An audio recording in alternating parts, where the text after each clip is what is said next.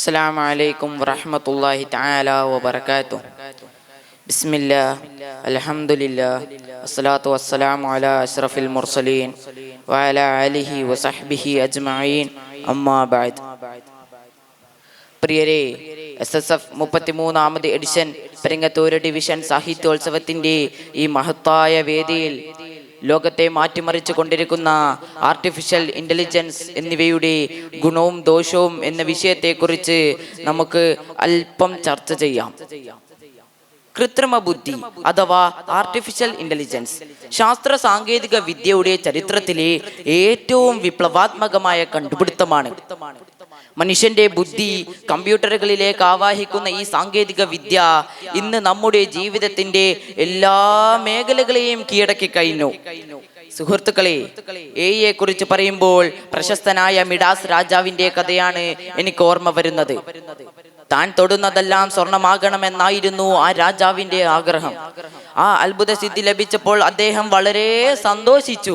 പക്ഷേ സ്നേഹത്തോടെ ഓടി വന്ന സ്വന്തം മകളെ വാത്സല്യത്തോടെ ഒന്ന് കെട്ടിപ്പിടിച്ചപ്പോൾ അവളും ജീവനില്ലാത്ത സ്വർണ പ്രതിമയായി മാറി.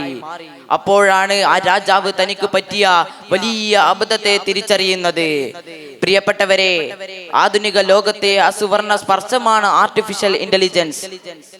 അത് നമ്മുടെ ജോലികൾ എളുപ്പമാക്കും, വലിയ നേട്ടങ്ങൾ തരും. പക്ഷേ മനുഷ്യന്റെ വൈകാരികതയും സ്നേഹവും കൊടുക്കേണ്ട ഇടത്ത് നമ്മൾ അതിനെ അമിതമായി ആശ്രയിച്ചാൽ നാമും ജീവനില്ലാത്ത പ്രതിമകൾക്ക് തുല്യമായി മാറും.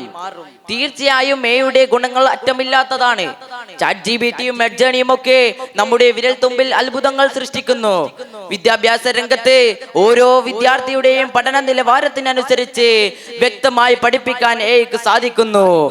ക്യാൻസർ പോലുള്ള മാരക രോഗങ്ങളെ തുടക്കത്തിലേ കണ്ടെത്താനും കൃത്യമായി ചികിത്സ നിശ്ചയിക്കാനും ഡോക്ടർമാരെക്കാൾ വേഗത്തിൽ ഇന്ന് ആരോഗ്യ രംഗത്ത് AI സിസ്റ്റങ്ങൾ കഴിയുന്നുണ്ട്.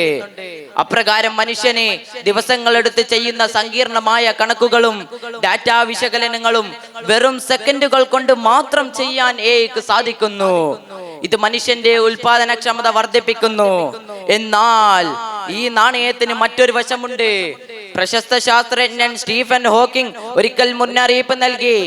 പൂർണ്ണമായ കൃത്രിമ ബുദ്ധിയുടെ വികസനം മനുഷ്യവംശത്തിന്റെ തന്നെ അന്ത്യം കുറിച്ചേക്കാം. ബാങ്കിംഗ്, കസ്റ്റമർ കെയർ, കോഡിംഗ് തുടങ്ങിയ മേഖലകളിൽ ലക്ഷക്കണക്കിന് മനുഷ്യരുടെ ജോലികൾ ഇന്ന് AI റോബോട്ടുകൾ കവർന്നെടുക്കുകയാണ്.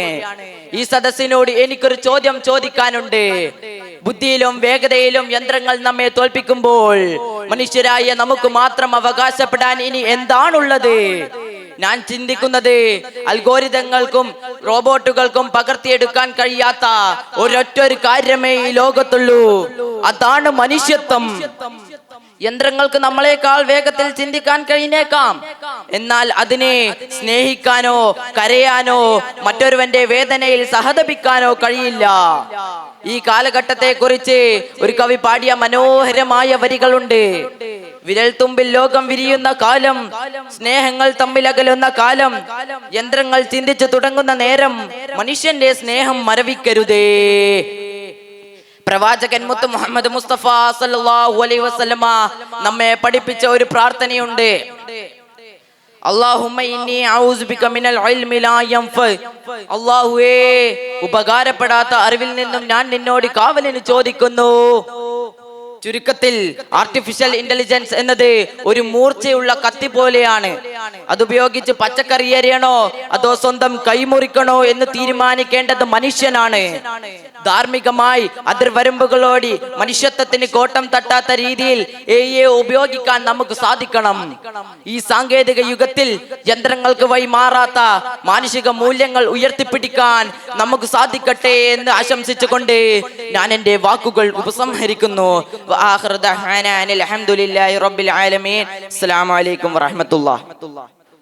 മത്സരം തുടരുന്നു.